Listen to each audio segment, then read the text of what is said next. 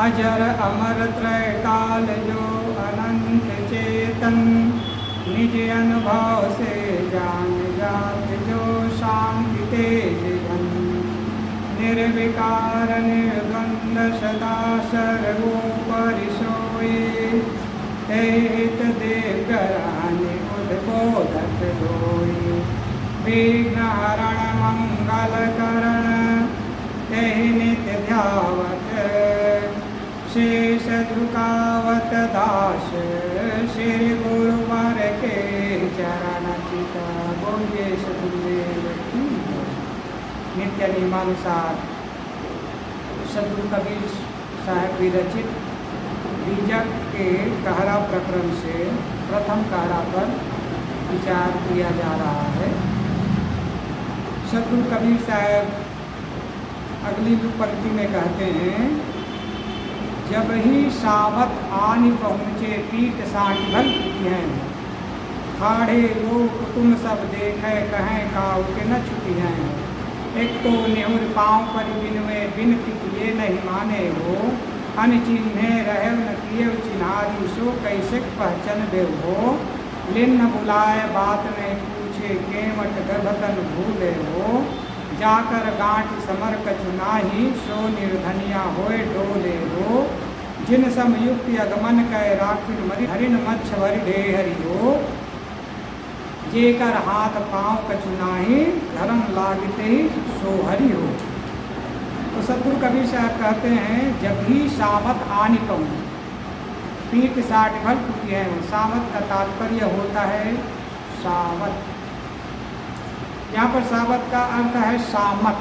सावत का पहला अर्थ होता है सौत, सौत सौतिया डाम, और दूसरा अर्थ होता है सामत। सामत का अर्थ होता है आपत्ति विपत्ति इत्यादि दुख। सद्गुरु कबीर साहब कहते हैं यहाँ पर तात्पर्य है मौत। कहने का तात्पर्य है जब तुम्हारी सामत आएगी, तुम पर दुख आएगा, दुखों का पहाड़ आएगा, मृत्यु आएगी, आनि पहुँचे यमराज तुम्हारे दरवाजे पर तुम्हारे दर पर पहुँच जाएगा। पीठ साठ भल टूटी हैं हो और पीटेगा, दंड देगा, मारेगा, तब तुम्हारा सारा गर्भ गुमान अहंकार टूट जाएगा। ठाढ़े लोग तुम सब देखें कहें काहू के न छुट्टी हैं हो, और जो मित्र कुटुंबी घर परिवार के लोग हैं विवश होकर के खड़े होकर के रोएंगे, विलाप करेंगे और कहे काहू के न छुट्टी हैं हो, और विनती करेंगे कि किसी के कहने से यमराज किसी को छोड़ता नहीं है। कहने का तात्पर्य है जो सृष्टि में जो भी प्राणी जन्म लेकर के आया है सबको एक दिन संसार से जाना होता है, लेकिन आदमी बेभानी में जीता है, ज्ञान में जीता है, सावधानी में जीता है, भ्रम में जीता है, मानता है कि जोड़ जोड़ करके रखा हूँ और अनादिकाल तक खाते खा करके भोग करके रहूँगा। देख क्या मिलता है संसार में सुख लेते लेते, भ्रमित हो माया के विस्तार में सुख लेते लेते। तो जब अंत समय में वृद्धावस्था में जब मौत आएगी, दुख आएगा, तब तुम्हारा कुछ भी नहीं चलने वाला है। और जो भी किए धरे हो, अच्छा किए हो तो अच्छा फल आएगा, अच्छा संस्कार आएगा, गलत किए हो तो दुख आएगा। और जब यमराज तुम्हें ले जाने लगेगा तब फिर घर के लोग खड़े होकर के विवश होकर के रोएंगे, कल्पेंगे, पुकारेंगे। और यदि मनाना चाहो कि यमराज ना ले जाओ तो भी छोड़ने वाला नहीं, किसी का कहा मानता भी नहीं है। एक व्यक्ति का बच्चा मर गया, इतना विह्वल, इतना दुखी, इतना पीड़ित, इतना व्याकुल कि पूछो मत। बार बार कहता है बेटा उठो ना, बेटा उठो ना। उसके मुख में हाथ फेरते, कान में हाथ फेरते, भोजन रोटी रखते मुख के पास, बेटा उठो ना, खाओ ना, कितना विलाप करता था। आदमी गिर गिर पड़ता था रो रो करके। जब बच्चे की चिता सजाई गई तो चिता में रखने नहीं देता, उसे गोद में ले करके इधर से उधर करता, चिता में रखे तो चिता से उतार लेता। इतना विलाप, उसे अभी भी ये लग रहा है कि अभी भी उठ खड़ा होगा। कहने का तात्पर्य है, प्यारा पुत्र हो, प्रियजन हो, जब शरीर छूटता है तो आदमी विवश होकर के केवल दुख ही मना सकता है और कुछ भी काम नहीं आता है। किंतु आदमी आज बेभानी में जीता है। जो आया है उसको संसार से जाना है, लेकिन मान लेता है कि हमें नहीं जाना पड़ेगा, हमारे लोग नहीं जाएंगे, अनादिकाल से रहे हैं और रहेंगे, यही भ्रम है। तब सारा गर्भ गुमान टूट जाता है। और फिर क्या करता है, जब यमराज ले जाने लगता है तब एक तो निहुर पाँव पर बिनवे, बिनती किए नहीं माने, निहुर कर करके, विनती कर करके, झुक झुक करके यमराज से मना, पाँव पड़ करके मनाता है कि ये यम देवता मेरे प्रिय लोगों को मत ले जा, मेरी प्रिय पत्नी को मत ले जा, मेरे प्रिय पुत्र को मत ले जा, मेरे भाई को ना ले जा, मेरे माता पिता को ना ले जा। कितना विह्वल होता है। कहा जाता है राजा भर्तृहरि की प्रिय पत्नी मर गई, कहानी चलती है, या फिर कोई एक राजा था, उसकी प्रिय पत्नी मर गई। वो अत्यंत आसक्त था, अत्यंत आसक्त था, तो प्रिय पत्नी के वियोग में गिर गिर पड़ता था, गिर गिर पड़ता था, इतना विलाप करता था, इतना विलाप करता था। उसे लोग पकड़ कर ले जा रहे हैं चीता के भूमि में, इसकी रानी को जलाने के लिए आदमी गिर गिर, राजा गिर गिर पड़ता था, वो विलाप करते करते, इतना आसक्त। उसी रास्ते में एक महात्मा बैठे हुए थे। महात्मा ने देखा कि रानी के मरने पर राजा इतना विलाप कर रहा है, इतना दुखी है, गिर गिर पड़ रहा है। तो महात्मा हंडी लिया हुआ था पानी इत्यादि पीने के लिए, रखने के लिए, जल भर करके रखने के लिए।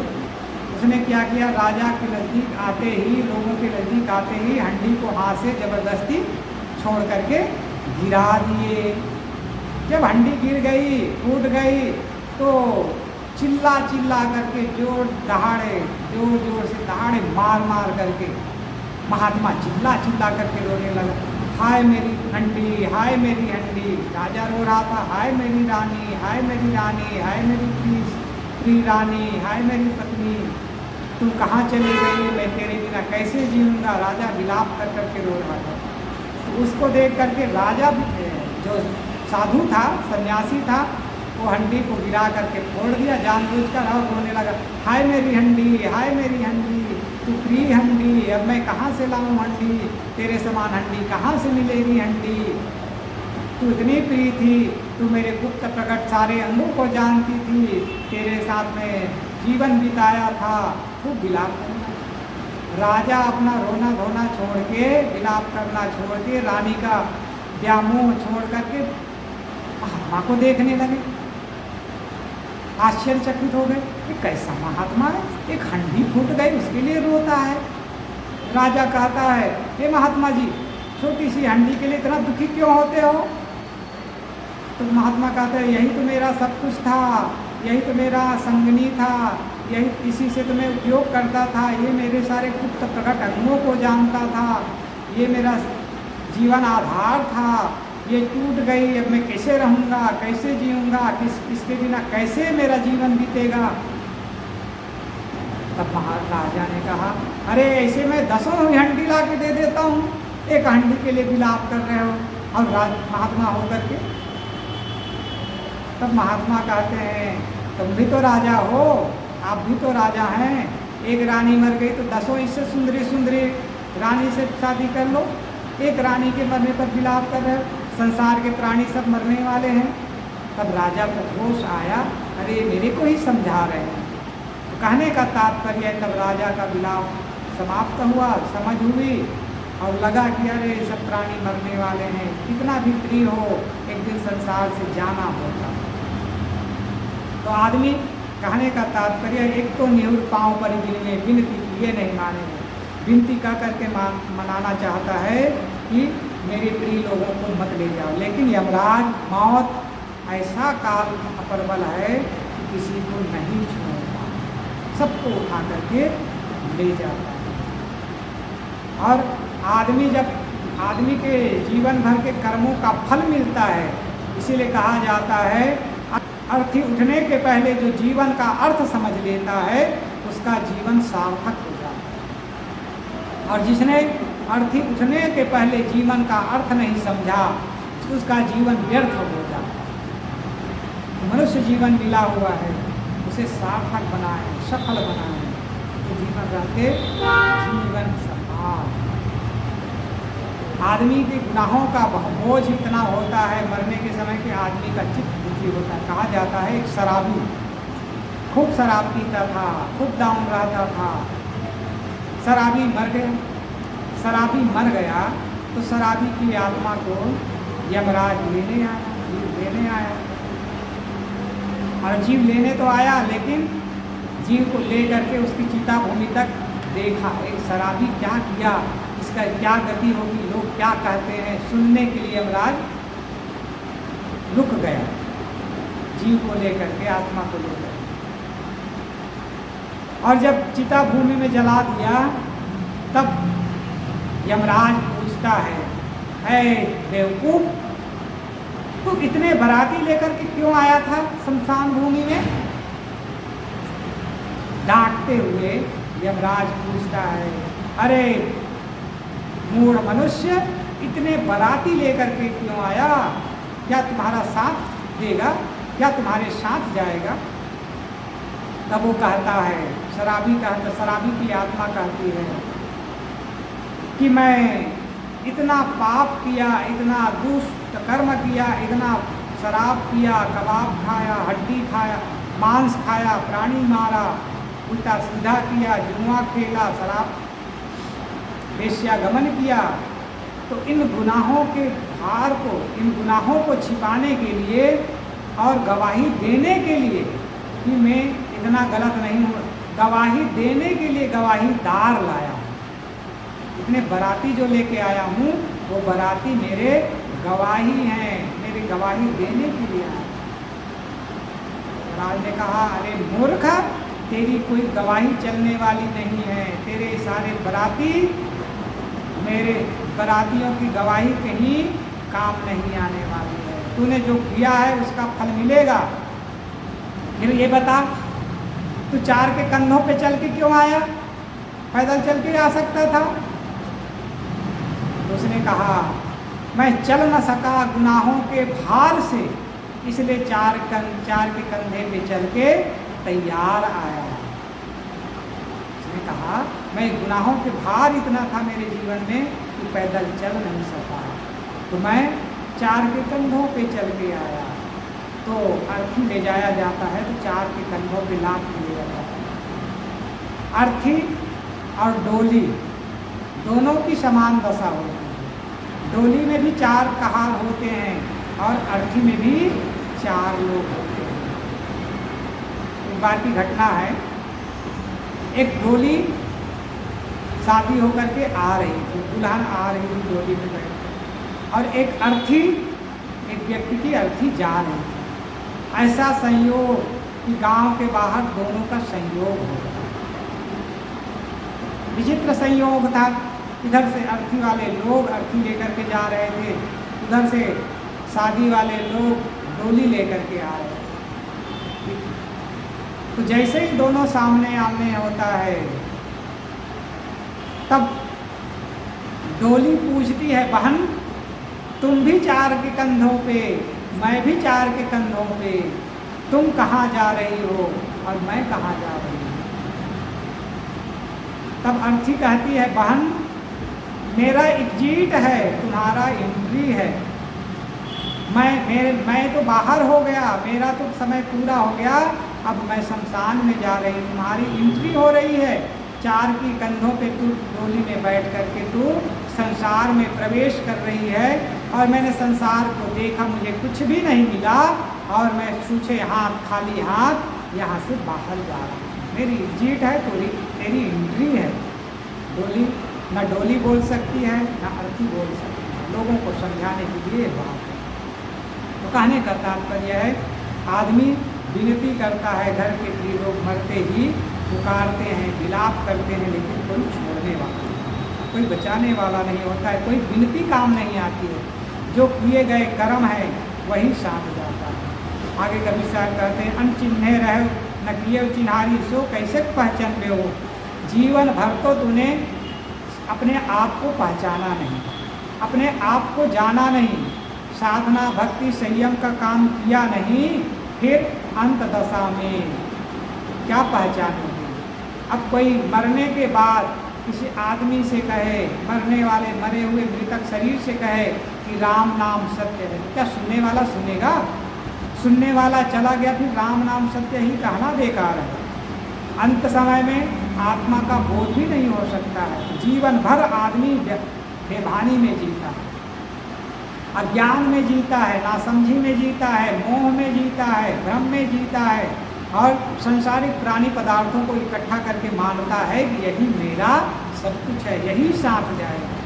साथ कुछ भी जाने वाला, साथ जाने वाला को तो छोड़ा रहता है और साथ नहीं जाता है, उस पर रात दिन मुँह मारता है, रात दिन हाथ पैर मारता है, रात दिन उसके लिए व्याकुल होकर के दौड़ता रहता है।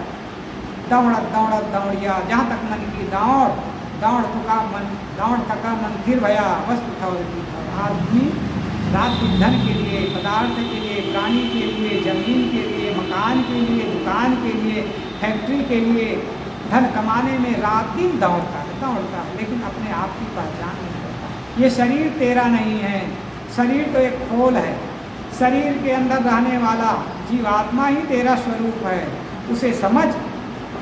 और ये संसार के पदार्थ ये क्षणिक संबंधी है, स्वार्थ के साथी है, कोई साथ देने वाला नहीं। स्वार्थ सधेगा तब तक तेरा साथी है, स्वार्थ नहीं सदा तू कौन और मैं कौन।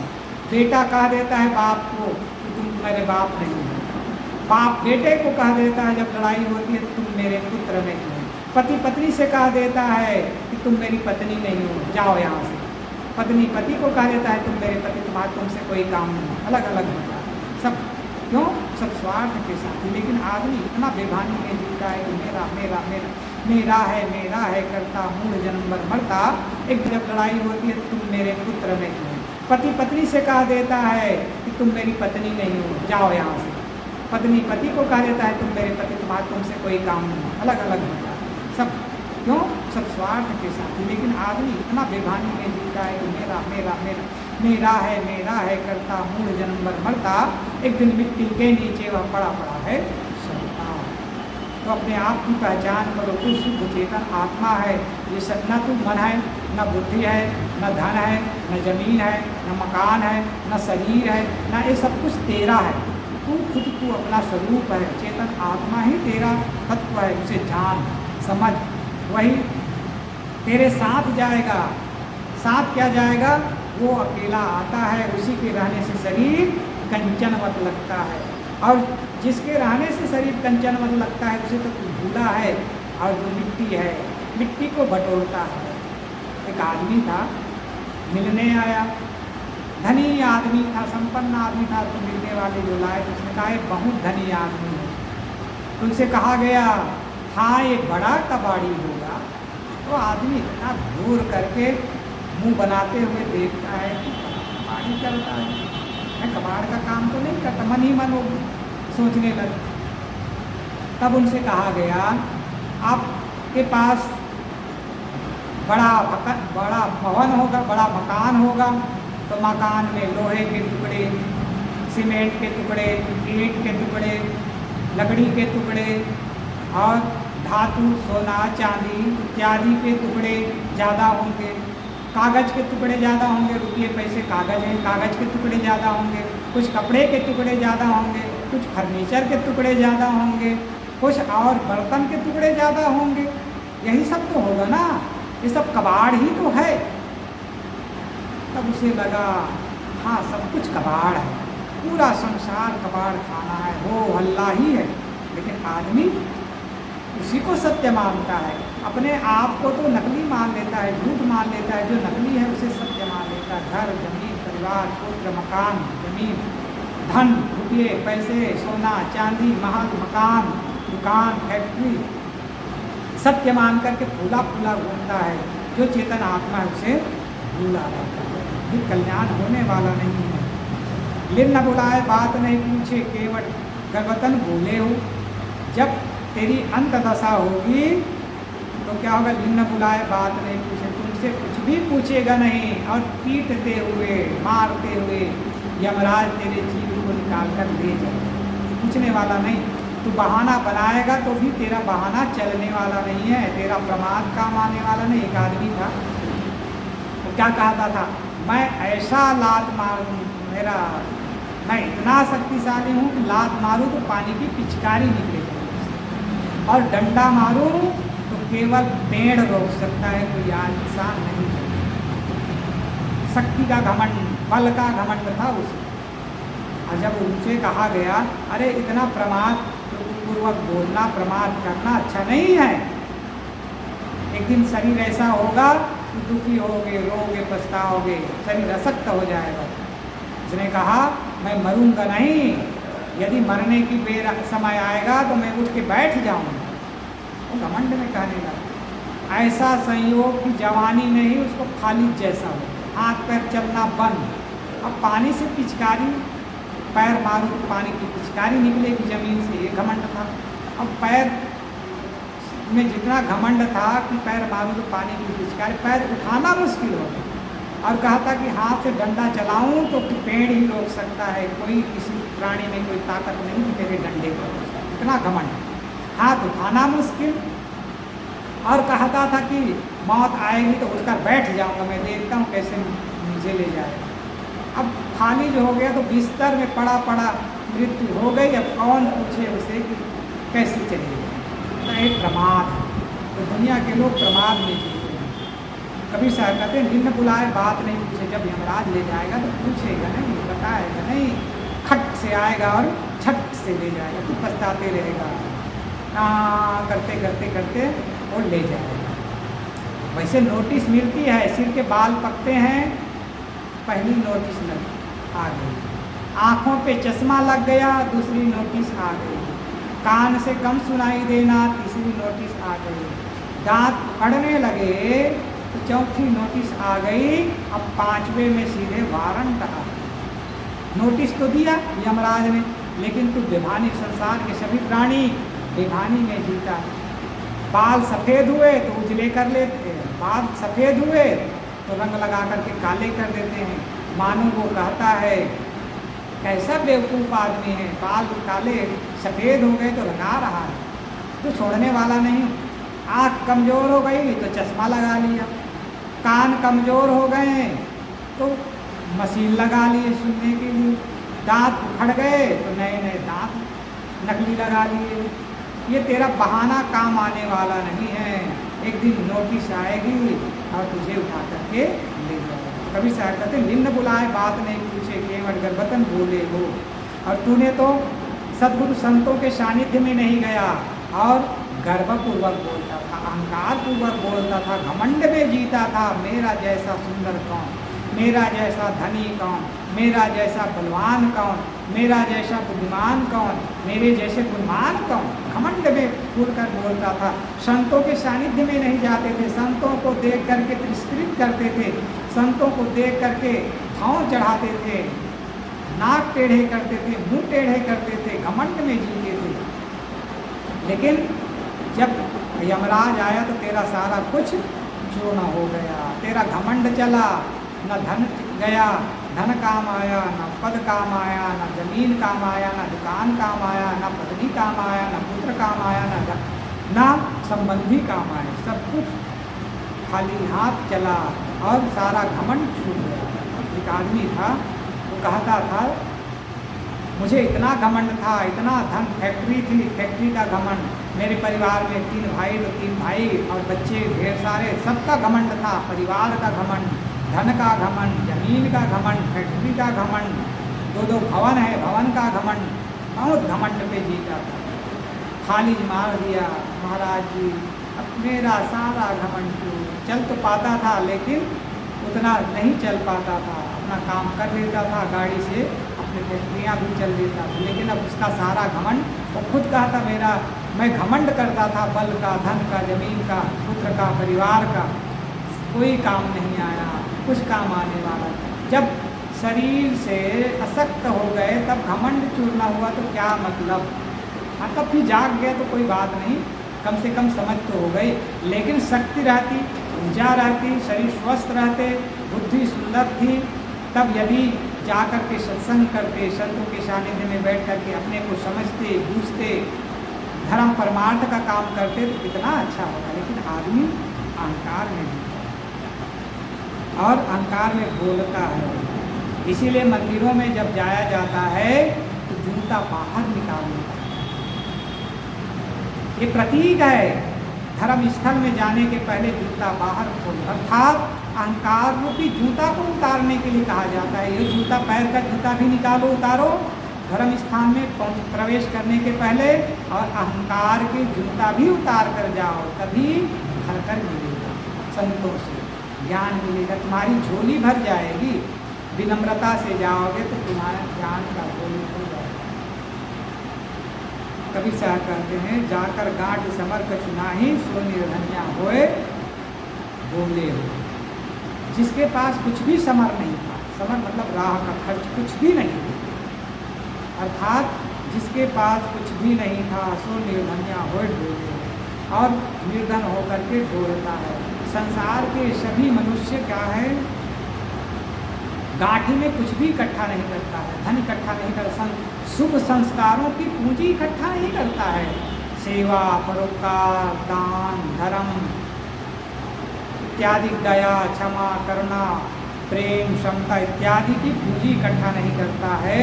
और क्या करता है, काम, क्रोध, लोभ, मोह, माद, मत्सर, धन, जमीन, पुत्र, परिवार, इसी को इकट्ठा करता है, और उसी में आदमी बेभान में जीता, बेभानी में जीता। कभी से कहते हैं, मर करके जाओगे तो जाकर गांठ समर कछ नहीं, आगे के रास्ते खर्च के लिए तुम्हारे पास कुछ भी नहीं होगा।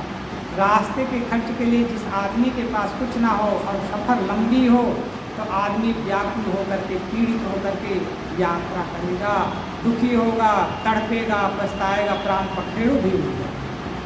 ठीक वैसे ही संसार के लोग न दया, क्षमा, करुणा, प्रेम, क्षमता और दान, पुण्य, धर्म, परोपकार, भक्ति, सेवा, साधना, संयम का समर अर्थात राह का खर्च इकट्ठा नहीं करता है, गांठ में बांध करके नहीं रखता है, अर्थात हृदय अंतःकरण की गांठ में भर करके संस्कारों की पूंजी को नहीं इकट्ठा करके रखता है।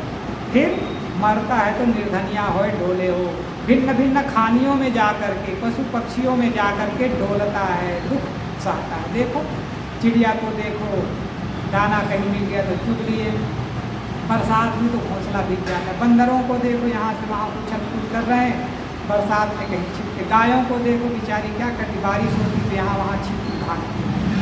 अब किया कर्म ऐसा है कि पशु खाने में चला। देखो सुअर, कुकर को देखो, बेचारे को मिल गया टुकड़ा तो खाए, नहीं तो यहाँ से वहाँ घूम रहे हैं, भाग रहे हैं। इकट्ठा तो किया नहीं शुभ संस्कारों की पूंजी, अब वो चले गए खानियों में, दुख भोग रहे हैं। वैसे ही यदि जो आदमी नहीं जगता है, नहीं समझता है, उसी पशु खानियों में जा कर के कभी साहब कह रहे हैं, शुभ संस्कारों की जितनी पूंजी हो इकट्ठा कर लो तो वही आगे मिलेगा, नहीं तो निर्धन होकर के दुखी होकर के डोलोगे, पछताओगे, दुखी होगे, तब होगे।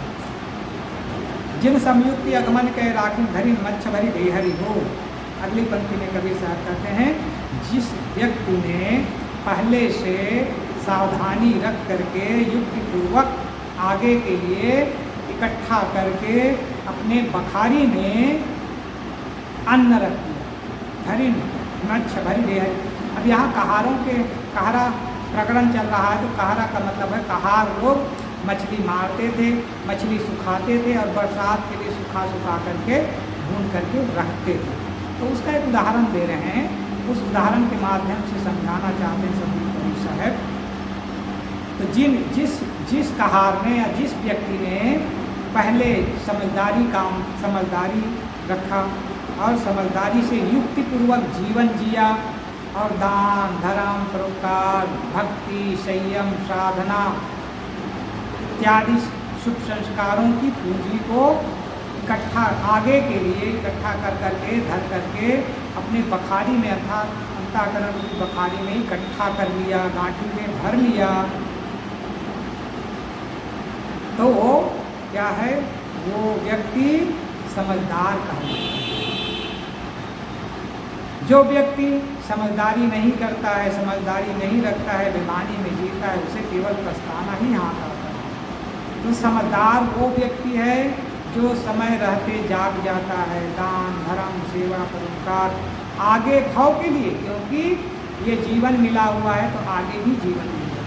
ये जीवन मिला है तो पिछले जीवन के आधार पर, कर्मों के आधार पर ये जीवन मिला हुआ है। इस जीवन में जो कर्म करते हैं उसी कर्मों के आधार से हमें आगे जीवन मिलेगा। नहीं इकट्ठा करेंगे तो पशु खानियों में जा कर के दुख भोगना पड़ेगा। इसलिए कभी साथ करते हैं वो व्यक्ति समझदार है, वो व्यक्ति प्रशंसनीय है, वो व्यक्ति श्रेष्ठ है, वो व्यक्ति की उस व्यक्ति की बुद्धि श्रेष्ठ है जिसने पहले से अगमन मतलब आगे के लिए युक्तिपूर्वक समझदारी रख करके राह लेता है। क्या रख लेता है? आगे के लिए, राह खर्च के लिए या फिर आगे जीवन के लिए इकट्ठा कर करके रख लेता है। जब ऐसी परिस्थिति आएगी आगे जीवन में जाएंगे तो निकाल करके खाएंगे। जैसे कोई आदमी गर्मी के दिनों तक के ठंडी और गर्मियों में बरसात में फसल लगाता और उसको बटोर करके काट करके मीच करके बखारी में भर कर रख लेता है, तो बरसात के दिनों में उसे निकाल करके खाता है। और जो व्यक्ति बटोर करके नहीं रखा है, धन नहीं रखा है, तो वो दुखी होता है बारिश के दिनों में। तो कहने का तात्पर्य है जो व्यक्ति जीवन भर, इसका मतलब ये नहीं है कि बटोर करके धरते रहो करोड़ों अरबों की संपत्ति, ऐसा नहीं है।